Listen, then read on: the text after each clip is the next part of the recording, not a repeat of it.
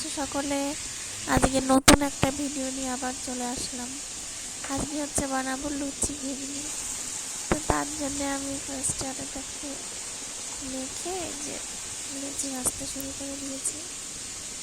আর দেখো প্রথমটাই এত সুন্দর ফুলেছে।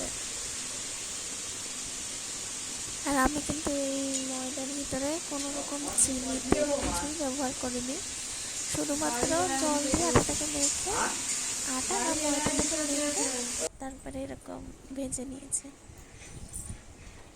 তো আমার প্রথমে লুচি ভাজা হয়ে গেছে। আর এখন হচ্ছে আমি ঘুগনিটা বানাবো। তার জন্য আমি প্রেশার কুকারে এই যে ঘুগনিটাকে আর আলুগুলোকে ছোটো ছোটো করে দিয়েছিলাম, ওগুলো প্রেশার কুকারে সিটি মেরে নিয়েছে। 3টে সিটি মেরেছি আমি। একটুখানি লবণ হলুদ দিয়েছিলাম যাতে কালারটা ভালো হয়। আর এখন আমি যে কড়াইতে দিয়ে দিলাম পেঁয়াজ আর লঙ্কা কুচি।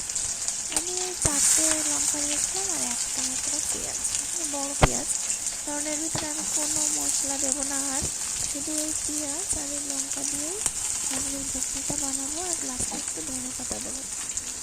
আমি কোনো কিছু ফোড়নও দিইনি, জিরেও ফোড়ন দিইনি, কারণ এইটা মেয়ে স্কুলে নিয়ে যাবে টিফিনে, তার জন্য কোনো কিছু ফোড়ন দিইনি।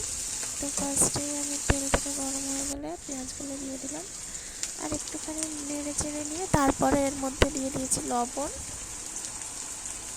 আমি ঘুগনিটাকে সেদ্ধ করার সময়ও কিন্তু একটু লবণ হলুদ দিয়েছিলাম, যার কারণে এখানে একটু কম পরিমাণে লবণ হলুদ দিচ্ছি। দিয়ে এবার এটাকে ভালো করে ভেজে নেব।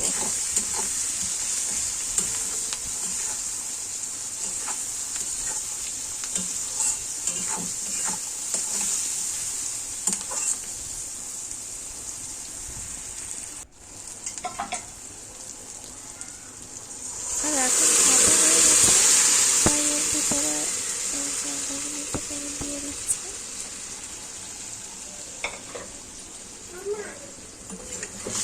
আর কালারটা খুব সুন্দর হয়েছে।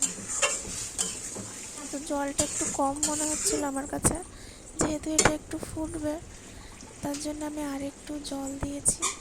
দিয়ে এবার ভালো করে ওই 3-4 মিনিট মতন জোরে জাল দিয়ে দেবো।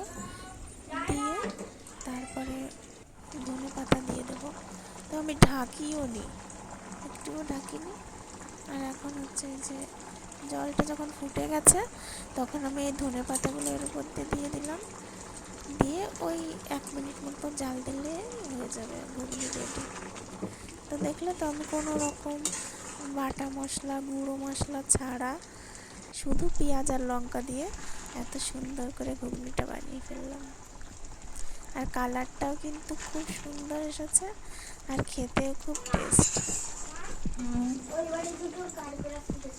চাইলে তোমরাও একবার ট্রাই করে দেখতে পারো। তো আজকের ভিডিওটা কেমন লাগলো অবশ্যই জানাবে।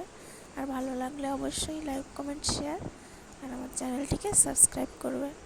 সবাই ভালো থাকবে, সুস্থ থাকবে।